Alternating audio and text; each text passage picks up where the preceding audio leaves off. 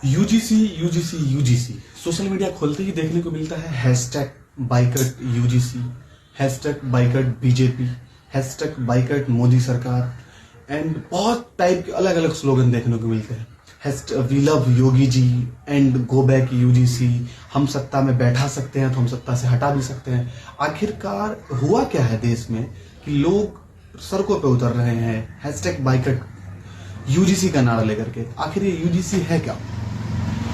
क्या हुआ है कि लोग इसको लेकर के सड़कों पर आ रहे हैं?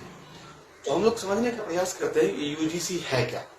तो सबसे पहला सवाल ये बनता है कि व्हाट इज यूजीसी, यूजीसी है क्या? तो आइए समझते हैं कि ये जो यूजीसी है ना, यूजीसी की जो स्थापना हुई थी 1953 में हुई थी और इसकी स्थापना 1953 में हमारे देश के जो शिक्षा मंत्री थे अब्दुल कलाम आजाद, उन्होंने किया था। और ये जो यूजीसी है, इसको जो स्टेबलाइज्ड किया गया, पारित किया गया है, वो 1956 में लागू किया गया है। जब ये 1956 में लागू किया, ये है क्या?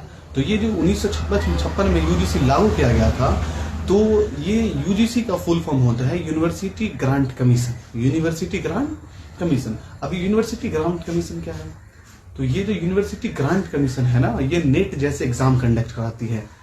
प्रोफेसर बनने के लिए जो एग्जाम होता है नेट, पीएचडी करने के लिए, वो एग्जाम को कंडक्ट कराती है। और दूसरी चीज, ये जो यूजीसी है यही कॉलेज को ग्रांट्स देती है, यूनिवर्सिटी को ग्रांट्स देती है कि डिग्री वैल्यूएबल है या नहीं है। अब ये क्वेश्चन बनता है कि फिर जब इतनी काम की चीज है तो लोग सड़कों पर क्यों उतर रहे हैं? तो सड़कों पर उतरने का कारण ये है कि इसी यूजीसी में कुछ नए नए कानून को जोड़ा गया है। अब नए कानून को जोड़ा गया है तो क्या कानून जोड़ा गया है जिसकी वजह से लोग सड़कों पर उतर रहे हैं?